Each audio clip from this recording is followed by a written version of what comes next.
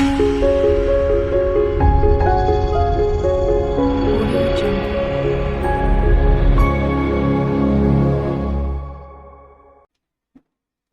दोस्तों, welcome to biology revolution. आज हम हमारा 11th स्टैंडर्ड का जो कि एनहेंसमेंट इन फूड प्रोडक्शन का टॉपिक है, इसके हम आगे का पार्ट देखने वाले हैं, जो कि है माइक्रोब्स का किस तरीके से ट्रीटमेंट किया जाता है सीवेज के अंदर। ओके, सो यहाँ पे हमारे पास माइक्रोब्स इन सीवेज ट्रीटमेंट करके हमारे पास एक टॉपिक है, जिसके अंदर मेन बात क्या है कि सीवेज जनरली होते क्या है। देखिए, जो हमारे हाउस होल्ड प्रोडक्ट्स होते हैं, जैसे हाउस होल्ड से कोई भी वेस्ट प्रोडक्ट निकलता है, ठीक है, उसके बाद कोई डोमेस्टिक एरिया से निकल रहा है, कोई हॉस्पिटल से निकल रहा है, कोई केमिकल लैब है, या कोई हमारे पास इंडस्ट्री है, यहाँ से कोई ना कोई वेस्ट होते जो क्या होते हैं ड्रेनेज सिस्टम के थ्रू क्या होते हैं, एक जगह पे आके इकट्ठा होते हैं। ठीक है, उसी को हम लोग सीवेज बोलते हैं। बिकॉज सीवेज के अंदर कैसा होता है कि मोर देन 99% तक के वाटर होते हैं, और काफी जो थोड़े बहुत पार्ट के परसेंटेज होते हैं, उसके अंदर ऑर्गेनिक और इनऑर्गेनिक चीजें प्रेजेंट होती है, जिसको हमको सेपरेट करना बहुत जरूरी होता है। देखिए, सीवेज का ट्रीटमेंट करना क्यों जरूरी है, बिकॉज सीवेज मतलब क्या, अगर मैं आपको बहुत सिंपल भाषा में बोलूं, तो जो भी गटर वटर बह रहा है ना, जो कि जाएगा अभी म्युनिसिपल तक का, फिर वहां पे उसका ट्रीटमेंट किया जाएगा। ट्रीटमेंट इन द सेंस मतलब क्या होता है, उसको प्रॉपर तरीके से क्लीनिंग करने के बाद ही क्या किया जा सकता है, रिवर्स और डैम्स या कोई भी ऐसे जगहों पे रिलीज किया जा सकता है। अगर बिना उसको ट्रीट किए डायरेक्ट वही गटर को अगर रिवर या किसी ओशन में ओपन कर दिया गया, तो प्रॉब्लमेटिक ये हो सकता है कि उसके वजह से बहुत सारे लिविंग लाइफ को प्रॉब्लम आ सकती है, जो कि एक्वेटिक लाइफ है। और एक्वेटिक लाइफ को प्रॉब्लम आएगा तो इसको कंज्यूम करने वाले ह्यूमन ही है, तो इसमें भी क्या होगा, ह्यूमन को भी बहुत बड़ा इंपैक्ट पड़ सकता है। ठीक है, तो आइए चलिए देखते हैं इसमें माइक्रोसिन सीवेज ट्रीटमेंट को लेके क्या बात दी गई। जैसे यहाँ पे डेफिनेशन है कि सीवेज होता है, जो कि मैंने आपको एक बहुत सिंपल भाषा में बोला। अब यहाँ पे सीवेज क्या, सीवेज इज एक म्युनिसिपल वेस्ट है, ठीक है, जो कि क्या किया जाता है, ड्रेनेज सिस्टम से उठाया जाता है, जिसके अंदर ह्यूमन एक्सक्रीटा हो सकता है। क्या क्या चीजों से कंसिस्ट हो सकता है, ह्यूमन एक्सक्रीटा मतलब हमारा वेस्ट हो गया, बॉडी का waste. Okay, household waste हो सकता है, मतलब घर का कोई वेस्ट हो सकता है, डिजॉल्व कोई ऑर्गेनिक वेस्ट हो सकता है, और इसी के साथ ये सारे वेस्ट में कौन पल रहा होगा, पैथोजेनिक माइक्रो ऑर्गेनिजम्स। ठीक है, ये ऐसे माइक्रोस होंगे तो पैथोजेनिक हो गया, मतलब किसी ह्यूमन को, किसी एनिमल को डिजीज कॉज करने के कैपेबल होंगे। एग्जाम्पल जैसे कि बैक्टीरिया हो सकते हैं, वो वायरस हो सकते हैं, प्रोटोजोवन हो सकते हैं, they can be the nematodes, they can be the microfungi. तो ये सारी चीजें कंसिस्ट होती है एक सीवेज के अंदर, एक गटर के अंदर। ठीक है, it also includes the discharge from the hospital. ये भी मैंने आपको बोला कि किसी हॉस्पिटल का वेस्ट हो सकता है, स्लटर हाउसेस हो सकते हैं। स्लटर हाउसेस मतलब क्या होता है कि ऐसे कोई इंडस्ट्रियल एरिया जहां पे जो एनिमल्स होता है, उनके मीट का प्रोडक्शन करने के लिए उनके बॉडी से ब्लड को ड्रेन किया जाता है। ऐसी बहुत सारे वेस्ट प्रोडक्ट होते हैं जो एनिमल को मार के फिर ऐसा मीट के प्रोडक्ट के तौर पर यूज किया जाता है, तो उनके जो वेस्ट वगैरह निकलते हैं उनको हम लोग स्लटर हाउस बोलते हैं। ठीक है, यहाँ पे एनिमल का डंग है, मतलब जैसे गाय के गोबर हो गया, या कोई भी ऐसा एनिमल का वेस्ट जो कि क्या हो रहा है, बाहर जा रहा है। ओके, इवन इंडस्ट्रियल वेस्ट हो गया, जैसे कि इसके अंदर toxic organic and inorganic chemicals की बात हो सकती है फ्रॉम द टैनरेज। ठीक है, टैनरेज मतलब यही बात होता है कि टैनरेज एक ऐसा जगह होता है जहां पे एनिमल के स्किन को यूटिलाइज किया जाता है कोई ना कोई प्रोडक्ट बनाने के लिए, सच एज लेदर की कंपनी वगैरह हो गई, तो ये सब जगहों को टैनरेज बोलते हैं। तो यहाँ पे भी तो आपको समझ में आ रहा है, ब्लड वगैरह लॉस के तौर वेस्ट के तौर पे निकलेगा, और भी बहुत सारे वेस्ट प्रोडक्ट होंगे जिनको रिलीज किया जाएगा। Even from the pharmaceutical company, ये सारे जगहों से सीवेज वेस्ट निकल सकता है, और वो ड्रेनेज सिस्टम के थ्रू क्या होगा, वेस्ट के थ्रू रिवर सिस्टम में जाके मिल सकता है। तो उसको हमको क्या करना पड़ता है, पहले ट्रीट करना पड़ता है, पहले उसको क्लीन करना पड़ता है। तो कंपोजिशन क्या है हमारे सीवेज का, जहां तक मैंने आपको बोला कि यहाँ पे 99.5% से लेके या इवन 99.9% तक सिर्फ और सिर्फ क्या है, सीवेज के अंदर वाटर कंटेंट प्रेजेंट है। ठीक है, इसी के साथ बहुत ज्यादा ट्रेस अमाउंट में 0.1 to 0.5% तक के यहाँ पे इनऑर्गेनिक और ऑर्गेनिक चीजें प्रेजेंट रह सकती है। ठीक है, और ये जो और भी कुछ ऐसे मैटर हो सकते हैं, और भी कुछ ऐसे पार्टिकल हो सकते हैं जो सिर्फ उसके अंदर तैर रहे हो, सस्पेंडेड हो, या इवन उसके सॉल्यूबल फॉर्म में पानी के साथ घुले हुए भी रह सकते हैं। ओके, तो यहाँ पे वेरिएबिलिटी होती है, वो डिपेंड करता है कि जो भी सीवेज आ रहा है वो किस जगह से आ रहा है। अगर आपको फार्मास्यूटिकल कंपनी या केमिकल कंपनी बोलूंगा तो आपको समझ में आ रहा है कि उनके सीवेज में ज्यादा केमिकल्स मिलेगा। अगर मैं आपको टेक्सटाइल वगैरह की बात करूं तो आपको समझ में आ रहा है ज्यादातर कपड़े हो सकते हैं या डाइज हो सकते हैं जिनसे कलर किया जाता है टेक्सटाइल को। तो ऐसे सब टाइप के केमिकल्स वगैरह या जो भी कंपाउंड है वो वेरी करते रहता है, जैसे टाइप का सीवेज होगा या जिस जगह से वो निकल रहा होगा। तो ओरिजिन के ऊपर बेस्ड होता है कि सीवेज का कैसा वेरिएशन होगा या कैसा कंपोजिशन होगा। तो यहाँ पे बात करते हैं कि कंपोजिशन डिपेंड करता है कि जो वेस्ट का टाइप है वो डिस्चार्ज किस इंडस्ट्री से हो रहा है। जैसे अगर टेक्सटाइल वगैरह की इंडस्ट्री होती है तो वहां से डाई वगैरह या कॉटन वगैरह जैसी चीजें निकल रही होती है। केमिकल हो सकता है, अगर कोई केमिकल फैक्ट्री वगैरह, फार्मास्यूटिकल से आ सकता है ये सारी चीजें। डेयरी हो गई, या फिर ब्रीविंग की बात की जाए जहाँ पे जूसेस वगैरह बनाए जाते हैं। मीट की पैकिंग करते टाइम पे क्या होगा, जो मैंने आपको टैनरीज के बारे में बताया था।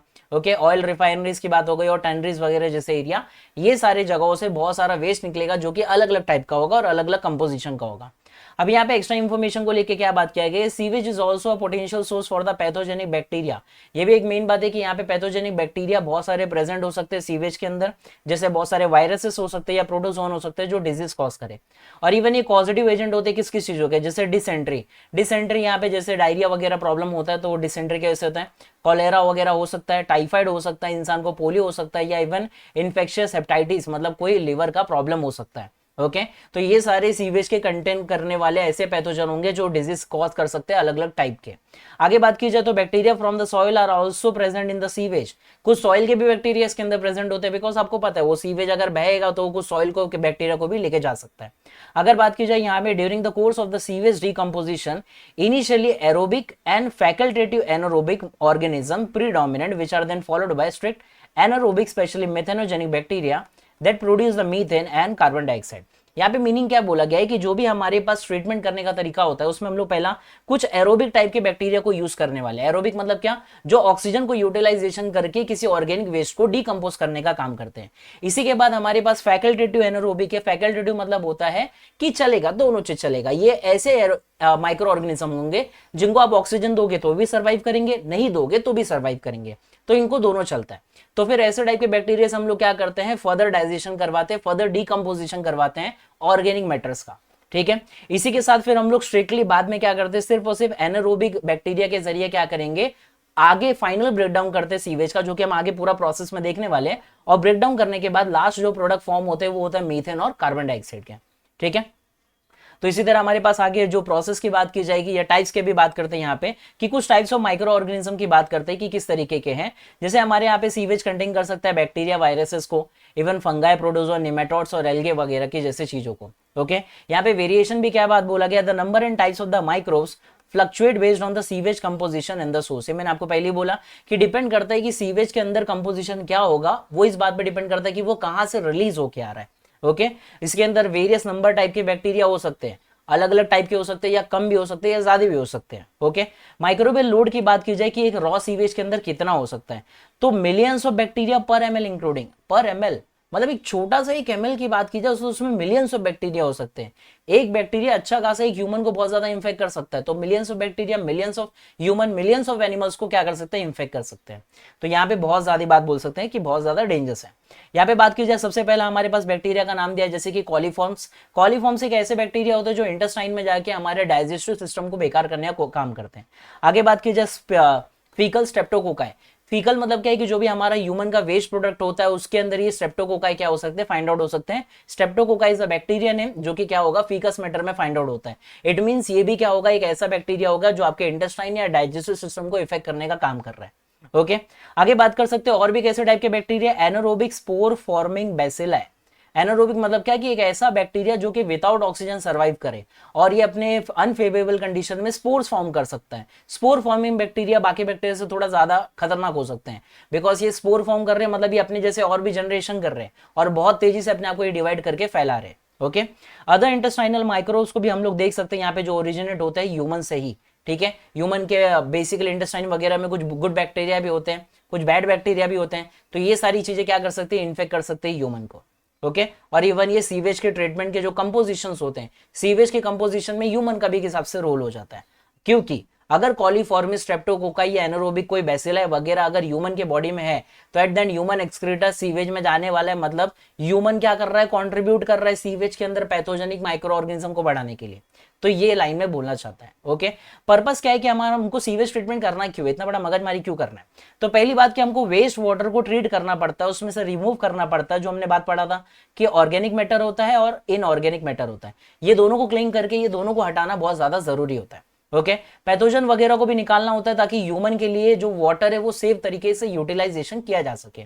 आगे बात करते हैं, यहाँ पे कुछ और भी आपको बात बोली गई है कि कुछ इनिशिएटिव लिए गए थे गंगा एक्शन प्लान के लिए और यमुना एक्शन प्लान के लिए, ठीक है। इस प्लान में क्या किया गया था, जो ministry of environment and forest है, इन्होंने एक बहुत बड़ा प्लान डिसाइड किया जिसमें इन्होंने काफी हद तक के सीवेज ट्रीटमेंट क्लीनिनेस के प्रोग्राम्स को लाया।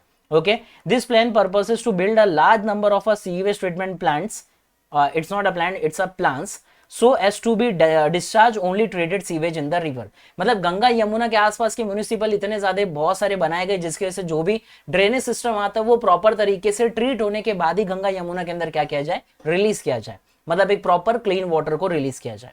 ओके, इसी के साथ आगे हमारे पास सीवेज ट्रीटमेंट के प्रोसेस को बढ़ते, जो कि बोर्ड एग्जाम का मोस्ट इंपॉर्टेंट बात आ सकता है, बिकॉज आपको पूछा जा सकता है कि सीवेज ट्रीटमेंट के प्रोसेस कौन से, either preliminary, primary, secondary, tertiary, ये 4 स्टेप में कंप्लीट होता है सीवेज ट्रीटमेंट। तो आपको कोई भी 2 पूछे जा सकते हैं या आपको 4 का चारों पूछा जा सकता है। तो it can be in the 2 marks form, 3 marks और 4 marks, so be focused on this. Okay, now the sewage treatment process की बात की जाए तो यहाँ पे 4 बेसिक स्टेप्स होने वाले जिसके नाम मैंने भी आपको बोले। सबसे पहला इज द प्रिलिमिनरी ट्रीटमेंट है। ओके, इसके अंदर क्या किया जाता है कि प्रिलिमिनरी ट्रीटमेंट में यहाँ पे कैसे कि ग्रिप चेंबर और स्क्रीनिंग की जाती है। ओके, स्क्रीनिंग मतलब क्या होता है कि जो भी ऐसा गटर बहते हुए आया, ठीक है, अब इसमें से जो बड़े बड़े पार्टिकल है, जैसे बड़े बड़े लकड़ी होंगे, कोई कार्डबोर्ड हो सकता है या कोई भी ऐसा बड़ा ऑब्जेक्ट जिसको आप देख के निकाल सकते हो इजीली, तो आप ऐसी क्या कर दोगे, उसको बाहर निकालते जाओगे। इसके लिए तो कोई माइक्रो की जरूरत नहीं है, एक तो ये नॉर्मल तरीके से मैकेनिकल तरीके से निकाला जा सकता है। तो इसको बोला जाता है क्या, स्क्रीनिंग प्रोसेस। उसके बाद क्या करते हैं, उसके बाद एक ग्रिप चेंबर होता है। ग्रिप चेंबर कैसा होता है कि मतलब ये एक ऐसा जाली जैसा सिस्टम होता है जिसके अंदर से वो सीवेज को पास करते हैं। तो जो भी छोटे छोटे पत्थर या कोई और भी पार्टिकल जिसको मैकेनिकली रिमूव नहीं किया जा सका, तो वो जाली से क्या हो जाएगा, फंस के रुक जाएगा और बाकी पानी आगे निकल जाएगा। जैसे हम चाय कैसे छानते हैं, चाय के अंदर चाय पत्ती, छन्नी के अंदर चाय पत्ती रह जाती है, बाकी चाय निकल जाता है। तो ये चाय पत्ती बहुत छोटे छोटे ऑब्जेक्ट है जिसको मैकेनिकली रिमूव नहीं किया जा सका, तो वो कैसे रिमूव हो गए, उस छन्नी के जरिए। तो यहाँ पे ग्रिप चेंबर उसी के बारे में बताना चाहता है कि ग्रिप चेंबर क्या है। तो ये स्टेप में हमारे पास स्क्रीनिंग की जाती है और ग्रिप चेंबर का यूज किया जाता है। Okay, so first of all यहाँ पे स्क्रीनिंग की बात करते हैं तो इसमें रिमूव किया जाता है सस्पेंडेड एंड फ्लोटिंग ऑब्जेक्ट्स को या मटेरियल्स को। मतलब ऐसे कोई पार्टिकल वगैरह जो ऐसे तैर रहे हो पानी के अंदर, तो उसको क्या कर लिया जाएगा, इजीली निकाल दिया जाएगा, जो कि सॉलिड ऑब्जेक्ट वगैरह हो सकते हैं। इसके बाद बात करते हैं यहाँ पे कि जो सीवेज होता है उसको स्क्रीन किया जाता है और फिर नेट के जरिए क्या करेंगे, फंसाएंगे। जो मैंने आपको ग्रिप चेंबर बोला ना, छन्नी जैसा, वो यहाँ पे क्या बोला गया, नेट चेंबर। ओके, जो भी लार्ज ऑब्जेक्ट वगैरह वो तो रुक जाएगा पहले। अब आपको समझो छन्नी है तो जो भी बड़े बड़े ऑब्जेक्ट होंगे उसके पहले रुक जाएंगे, इसको बाद में हम लोग सेपरेट कर सकते हैं। ठीक है, तो वही चीज बोला गया है कि बड़े बड़े ऑब्जेक्ट को रोक लिया जाएगा पहले, उसको बाद फिर क्या करेंगे, रिमूव करेंगे। बिफोर द बायोलॉजिकल ट्रीटमेंट, मतलब कोई भी बायोलॉजिकल केमिकल ट्रीटमेंट देने के पहले हम फिजिकल ट्रीटमेंट देते कि फिजिकली उसको निकालने की कोशिश करते हैं। उसके बाद ग्रिप चेंबर की बात करते हैं तो यहाँ पे रिमूव करते कोर्स पार्टिकल को आफ्टर द स्क्रीनिंग। मतलब ऐसे पार्टिकल जो रिमूव नहीं किए जा सके फिजिकली, वो एक चेंबर के जरिए पास करके हम लोग उसको रोक सकते हैं, जो छोटे मोटे पत्थर वगैरह होंगे या कोई और ऑब्जेक्ट होगा उसको। तो यहाँ पे सीवेज को पास किया जाता है ग्रिप चेंबर के जरिए, जहाँ पे कोई छोटे छोटे पेबल्स, पत्थर वगैरह हो गए या बड़े बड़े ईट जैसे हो गए, ब्रिक ब्लास्ट वगैरह हो गए, तो ये सबको क्या करते हैं, निकाला जा सकता है। ग्रिप चेंबर पे ये सारे बार बार रुक के अटकेंगे और ग्रेविटी के जरिए नीचे आके सेटल होंगे और हम लोग इसको क्या कर सकते हैं, इजीली हटा सकते हैं। तो जो भी कोर्स पार्टिकल होगा वो सेटल डाउन हो जाएगा by the gravity and removing much of the particulate matter. तो यहाँ पे जो भी पार्टिकल फॉर्म में बड़े बड़े मैटर से वो प्रिलिमिनरी ट्रीटमेंट में निकाल दिए जाते हैं। अब ये ध्यान देखिए, preliminary it means the physically, मतलब फिजिकली इसके अंदर हमको निकालना है। 2 ही मेथड यूज करना है, वन इज द स्क्रीनिंग, जहां पे तैरते हुए पार्टिकल को हमने इसे निकाल दिया mechanically. Then there is a grip chamber, अगर हमने मैकेनिकली नहीं निकाल पाया, कोई पत्थर वगैरह है या कोई हमारे पास पेबल है, स्टोन वगैरह है, तो वो तो आपको पता है पानी के नीचे ही कहीं सेटल होगा। तो ग्रिप चेंबर के जरिए उसको रोक लेते हैं हम लोग, बाकी पानी पास होने देते हैं और बाद में उसको फिजिकली बाद में निकाल देते हैं। ओके, तो यहाँ पे ध्यान रखिए, preliminary is a physically screen grip chamber. Okay, so basic यहाँ पे ये ध्यान रखिएगा। आगे बात करते हैं, यहाँ पे हमारे पास नेक्स्ट ट्रीटमेंट चालू होता है जो कि प्राइमरी ट्रीटमेंट है, बिकॉज 4 बेसिक स्टेप बोले मैंने आपको, first is over and the second is about the primary treatment. So it remove the suspended solids and the organic matter. अब यहाँ पे हमने सस्पेंडेड सॉलिड भी निकालना है और अब ऑर्गेनिक मैटर को निकालना चालू करना है। एक बार ऑर्गेनिक निकालेंगे फिर बाद में इनऑर्गेनिक वगैरह को भी निकाल सकते हैं। तो किस तरीके से होने वाला देखते हैं यहाँ पे। Filtered sewage is pumped into the primary sedimentation tank. Okay, filtered sewage मतलब क्या, वो ग्रिड चेंबर से पास हुआ, अब जो सीवेज बाहर गया, बाकी तो हट गए ना, सारे पार्टिकल निकाल दिए, अब जो बाकी कुछ बह रहा है उसको हमने क्या किया, एक सेडिमेंटेशन टैंक के अंदर डाला। सेडिमेंटेशन मतलब जिसके अंदर ये पूरा पानी जा जाके गिरेगा। ओके, कचड़े वाला पानी। अब इसके अंदर क्या है, सेडिमेंटेशन यहाँ पे कितना होता है, 50 to 70% of the solid settle down. अब जिस तरीके से जब ये टैंक के अंदर गिर रहे होते हैं ना, तो और भी कोई सॉलिड पार्टिकल होता है तो वो नीचे जाके सेटल हो जाता है due to the gravity, normal सी बात है। तो वो जो ग्रेविटी के अकॉर्डिंग जितने सेटल हो रहे हैं अराउंड इस 100% सीवेज में 50 to 70% तक के सॉलिड क्या हो जाएंगे, नीचे सेटल हो जाएंगे। Reduction of the coliform organism about 30 to 40%। अब प्राइमरी ट्रीटमेंट में एक मोस्ट इंपॉर्टेंट ध्यान देना है आपको कि जो कॉलीफॉर्म्स मैंने आपको बोले जो कि एक इंटेस्टाइनल माइक्रोब होते हैं ह्यूमन के बॉडी से एक्सक्रीटा के फॉर्म में बाहर निकल के गए जो सीवेज में, इसमें 30 to 40% तक के प्राइमरी ट्रीटमेंट में ही खत्म कर दिए जाएंगे। ओके, तो आगे बात करते हैं आउटपुट क्या होगा। आउटपुट होगा is the primary sludge settled organic matter remove by the mechanical devices. मतलब क्या है कि यहाँ पे भी अब जो मैंने आपको बोला ना 50 to 70% तक के कुछ ना कुछ फिजिकल ऑब्जेक्ट या हैवी वाले होंगे वो नीचे सेटल हो गए थे ड्यू टू ग्रेविटी, तो इसको भी क्या कर लेंगे हम लोग मैकेनिकल डिवाइस से बाहर निकाल देंगे। ओके, फिर उसके बाद जो बचा कुछ पानी रहेगा उसको हम लोग बोलते हैं effluent. Okay, the liquid supernatant still contain dissolve organic matter and microbes. यहाँ पे मैं आपको बोलना चाहता हूँ ये चीज कि आपको क्या समझा 50 to 70% जब सॉलिड डिसॉल्व हो गया नीचे चला गया सेटल हो गया उसको फिजिकली रिमूव कर दिया तो बाकी परसेंटेज कितना, बाकी हमारे पास 50 to 30% अभी भी बच रहा है, उसको कैसे निकालेंगे। तो वो पानी में अभी भी तैर रहे क्योंकि उनका जो डेंसिटी है ना बहुत ज्यादा कम है करके वो पानी के अंदर से फ्लोट कर रहे कहीं ना कहीं। तो ये ऑर्गेनिक मैटर को बाद में क्या करना है, निकालना है हमको। ठीक है, तो इसके लिए हमारे पास चलता है सेकेंडरी ट्रीटमेंट जिसको बायोलॉजिकल ट्रीटमेंट बोलते हैं। मोस्ट इंपॉर्टेंट दिमाग में रखना, secondary is a biological treatment. Primary हमारा physical treatment, the preliminary is also physical treatment, but उसमें क्या ध्यान रखना था, स्क्रीन एंड ग्रिफ्ट। ओके, इसके अंदर खाली क्या ध्यान रखना है कि जो भी फिजिकली निकालने वाले होंगे और भी कुछ बचे कुछ पार्टिकल उसको निकालते हैं। अब सेकेंडरी ट्रीटमेंट जो कि बायोलॉजिकल ट्रीटमेंट के वे से बात करते हैं, यहाँ पे क्या होता है कि यहाँ पे बचे कुछ जो ऑर्गेनिक मैटर होते हैं या कोई और भी चीजें उनको निकालने का काम है। तो ये बचे कुछ ऑर्गेनिक मैटर को निकालने का तरीका है by using the microbe, because it is a biological treatment. So biologically हमको माइक्रोब का ही यूज करना पड़ेगा। सो प्रोसेस क्या है यहाँ पे कि जो भी बचा कुछ पानी है इफ्लुएंट जिसको बोल रहे हैं हम लोग, is passed into the aeration tank. एक ऐसे टैंक के अंदर पास करेंगे जिसके अंदर अच्छा खासा ऑक्सीजन का supply, aeration stand for the oxygen. Okay, तो ऐसे टैंक के अंदर पास करें जिसमें ऑक्सीजन हमने सप्लाई किया।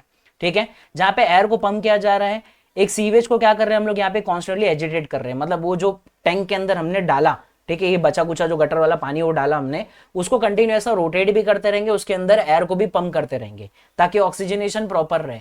ये क्यों करना है, ध्यान रखो, हमने यहाँ पे बायोलॉजिकल ट्रीटमेंट बोला है, माइक्रोब्स का यूज किया, तो माइक्रोब्स को क्या लगेगा सर्वाइवल के लिए, ऑक्सीजन। तो ये चीज ध्यान रखना, एरोबिक है इसलिए ऑक्सीजन की उसको रिक्वायरमेंट, और एजिटेट इसलिए कर रहे हैं ताकि यूनिफॉर्मली क्या रहे उसके अंदर ऑक्सीजन प्रोवाइडेड है। एजिटेट समझा ना आपको, खाली रोटेशन कर रहे हैं और कुछ नहीं, पानी को ऐसा घुमा रहे, कैसा हम लोग चाय के टाइम पे ऐसा घुमाते रहते हैं वैसे। ठीक है, अब यहाँ पे जो भी एरोबिक बैक्टीरिया वो क्या करेगा, एक फ्लॉक्स में आ जाएगा। फ्लॉक्स मतलब कहीं कहीं कुछ बैक्टीरिया इकट्ठा हो जाएंगे, ऐसा जमा हो जाएंगे, उसको ही फ्लॉक्स बोलते हैं। It is a mesh like masses of bacteria and fungi. वही जो मैंने अभी आपको हिंदी में बोला वही आपको एक सेंटेंस में लिख के दिया है कि एक पूरे मासेस में अगर इकट्ठा हुए कहीं पे बैक्टीरिया फंगाई उसको हम लोग बोलते हैं फ्लॉक्स। तो ये क्या कर रहे हैं, कंटिन्यू उनको पूरा डिसॉल्व करके ऑर्गेनिक मैटर को डीकंपोज करने का काम कर रहे हैं। ओके, माइक्रोब्स यहाँ पे कंज्यूम कर रहे हैं ऑर्गेनिक मैटर को, सिग्निफिकेंटली रिड्यूस कर रहे हैं बायोकेमिकल ऑक्सीजन डिमांड को उस गटर के पानी की इफ्लुएंट की। What is the biochemical oxygen demand, देखो दो चीजें होती है पानी के अंदर, one is a dissolve oxygen, one is a biochemical oxygen demand. Dissolve oxygen मतलब क्या कि नॉर्मल पानी में ना, साफ पानी के अंदर अच्छा खासा ऑक्सीजन होता है। जब कभी भी कोई माइक्रोब उसके अंदर जाते हैं और किसी चीज को डीकंपोज करते हैं तो माइक्रोब उस पानी में से कंटिन्यू ऑक्सीजन यूटिलाइज करते हैं और डीकंपोजिशन करते हैं। तो डिसॉल्व ऑक्सीजन उस पानी का धीरे धीरे क्या होने लगता है, कम, क्योंकि इसका ऑक्सीजन कौन यूज कर रहा है, माइक्रोब यूज कर रहा है। ठीक है, अब यहाँ पे सेकंड वर्ड आ रहा है बायोकेमिकल ऑक्सीजन डिमांड। डिमांड में ही समझता है भाई, डिमांड की है इनको, मतलब उस पानी के अंदर जो माइक्रोब ऑक्सीजन को यूज कर रहे हैं ना, मतलब इस पानी के अंदर बायोकेमिकल ऑक्सीजन डिमांड मतलब ऑक्सीजन की डिमांड क्या है, बहुत ही ज्यादा है। ये चीज आपको ध्यान रखना है। तो ऐसा कोई पानी जिसके अंदर माइक्रोब बहुत ज्यादा होते हैं, अगर इसके अंदर माइक्रोब बहुत ज्यादा है इसका मतलब क्या है कि यहाँ पे उनको ऑक्सीजन की डिमांड बहुत ज्यादा है, तो बीओडी लेवल क्या मिलेगा आपको, बहुत ही ज्यादा मिलेगा, known as a biochemical oxygen demand बहुत ज्यादा मिलेगा। और वहीं पे उसी पानी के अंदर जो डिसॉल्व ऑक्सीजन है वो क्या हो रहा होगा, धीरे धीरे कम हो रहा होगा। तो यही चीज बोला गया है कि यहाँ पे सिग्निफिकेंटली रिड्यूस हो रहा है बीओडी वगैरह का लेवल और इफ्लुएंट का level. Okay, and the last process यहाँ पे हमारे पास जो कि टर्शियरी ट्रीटमेंट की बात की जाए तो टर्शियरी ट्रीटमेंट में क्या है, final treatment to remove the remaining bacteria and flocs. ठीक है, अब आप ही सोचो ना, आपने ही एरोबिक बैक्टीरिया डाला, अब उसी बैक्टीरिया को हटाना भी तो पड़ेगा ना, बिकॉज वो भले से डाइजेशन कर रहा है, ऑर्गेनिक डीकंपोजिशन कर रहा है, लेकिन वो है तो बैक्टीरिया ही, तो उसको भी मारना पड़ेगा। तो यहाँ पे हम लोग फाइनल रिमूवल में जो डाला हुआ बैक्टीरिया है उसी को रिमूव करने का काम करेंगे। तो यहाँ पे इफ्लुएंट को पास करते हैं हम लोग एक सेटलिंग टैंक के अंदर। ठीक है, जहां पे बैक्टीरियल के फ्लॉक क्या हो जाते हैं, नीचे जाके सेडिमेंट हो जाते हैं, नीचे जाके जम जाते हैं। ठीक है, और वो पूरे बैक्टीरिया को हम लोग खींच के निकाल लेते हैं। और वो जो बैक्टीरिया का पूरा ऐसा खींच के निकाला ना, तो पानी के अंदर तो आपको समझ में आ रहा है थोड़ा तो ऐसा स्लरी जैसा या भीगा हुआ पार्ट रहेगा, और ऐसा काफी चिपचिपा सा पूरा कॉलोनी होगा माइक्रोब्स वगैरह का, तो उसी को बोला जाता है एक्टिवेटेड स्लज। ठीक है, ये चीज ध्यान रखिएगा, जो भी हमने पार्ट एक्सट्रैक्ट आउट किया ना, एक ऐसा टैंक रखा जिसके अंदर गटर का पानी जैसे ही पूरा डाला, तो जिस माइक्रोब से हमने टर्शियरी ट्रीटमेंट में ट्रीटमेंट करवाया था, ठीक है, सॉरी सेकेंडरी ट्रीटमेंट में जो बायोलॉजिकल ट्रीटमेंट करवाया था, अब उन माइक्रोब को भी निकालने के लिए जैसे हम सेटलिंग टैंक में डालेंगे तो ये माइक्रोब नीचे जाके सेटल हो जाते हैं, फिर ये माइक्रोब को भी हम लोग निकाल लेते हैं। और ये माइक्रोब ना अच्छा खासा एक्टिवेट है, बिकॉज ये अभी भी डाइजेशन करने के कैपेबल है, बहुत सारे डिकम्पोजिशन करने के कैपेबल है, इसलिए इसको बोला जाता है एक्टिवेटेड स्लज। ठीक है, अब आप चाहिए तो वापस से वो पीछे वाला जो टैंक था ना, उसके अंदर वापस से एक्टिवेटेड स्लज को डाल सकते हो, नए वापस से एरोबिक माइक्रो ऑर्गेनिज्म डालने की जरूरत नहीं है इन द सेकेंडरी ट्रीटमेंट वाले प्रोसेस में। ठीक है, तो देखो यहाँ पे लिखा भी हो बात कि एक्टिवेटेड स्लज जो है a small portion is send back to the aeration tank. जो हमने पीछे एरेशन टैंक सेकेंडरी वाले में, यहाँ पे सेकेंडरी वाले में हमने यहाँ पे देखो ना माइक्रोब्स का यूटिलाइजेशन किया था, यहाँ पे दिया है आपको कि एरो ऑर्गेनिक कंटेंट निकालने के लिए एरोबिक माइक्रोब्स चाहिए, तो वापस से नया डालने की जरूरत नहीं है वाले टैंक में। ये जो एक्टिवेटेड स्लज निकाला ना टर्शरी में, उसी को उठा के डाल दो, माइक्रोब जिंदा है अभी भी और अच्छा खासा काम कर रहा है। तो यही बात बोला गया है इसके अंदर कि कुछ हद तक के जो पोर्शन होते हैं हमारे पास, उसको हम लोग वापस से एरेशन टैंक में डाल देते हैं। ठीक है, और रेस्ट ऑफ द जो वाटर होता है उसको फिर हम लोग एनारोबिक स्लज डाइजेस्टर में डालते हैं। अब बाकी सारा पानी किसके अंदर डाला हमने, एनारोबिक स्लज डाइजेस्टर। एनारोबिक से क्या समझ में आ रहा है, अब यहाँ पे कुछ ऐसे यूज होने वाले बैक्टीरिया होंगे जो विदाउट ऑक्सीजन क्या कर रहे हैं, डाइजेशन का काम कर रहे हैं। ये डाइजेस्टर के अंदर क्या होने वाला है, anaerobic bacteria digest the bacteria and fungi in the sludge. ठीक है, मैंने आपको बोला ना, अब होंगे पूरे के पूरे हमारे पास माइक्रोब, जो एक्टिवेटेड स्लज था वो सेटल हो गया, हमने उठा के उसको डाल दिया, लेकिन हो सकते हैं ना अभी भी कुछ माइक्रोब वगैरह उस पानी के अंदर तैर रहे हो, जो कि एरोबिक हमने डाला था ट्रीटमेंट करने के लिए, तो उनको पूरे तरीके से मारने के लिए हम लोग एनारोबिक डालेंगे। एरोबिक को कौन मारेगा, एनारोबिक वाला। तो एनारोबिक बैक्टीरिया क्या करेगा, उस एरोबिक बैक्टीरिया और फंगाई वगैरह को पूरे तरीके से खत्म कर देगा।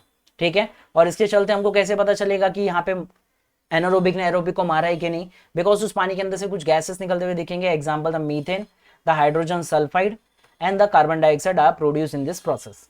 Okay, and what is the output, कि यहाँ पे फिर अब एनारोबिक वाले को भी तो मारना है, इट इज ऑल्सो बैक्टीरिया ना भाई, तो ये क्या हो रहा है इधर, किसको क्या मार रहे हैं।